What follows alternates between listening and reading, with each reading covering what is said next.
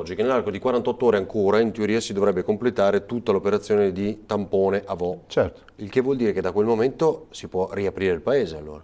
Ma guardi, io penso che da quel momento noi dobbiamo, a parte il fatto che io chiederò che si tolgano tutti questi vincoli e queste robe, ma che non risolveranno il problema. Perché non Per vincoli cosa intende? La zona rossa? Ma anche il tema dell'ordinanza e quant'altro, la zona rossa. Però la verità è un'altra, la verità è che noi oggi dobbiamo, ed entreremo in questa normalità, cioè il positivo asintomatico si fa, se ne sta a casa. Lo scrive l'Organizzazione Mondiale della Sanità. E lei non lo deve conteggiare come certo, contagiato, e questa è la differenza, certo, no, rispetto a fino ad oggi. Ma ad guardi che il positivo asintomatico può essere una persona che ha avuto un po' di linea di febbre, si è sfebbrato e è finita lì. Può essere una persona che ha avuto raffreddore, un po' di congestione, dammi qualcosa per dormire meglio perché c'ho un po' di sindrome del raffreddamento e è finita lì. Addirittura può essere un positivo asintomatico che si è preso il contagio e non ha sviluppato niente.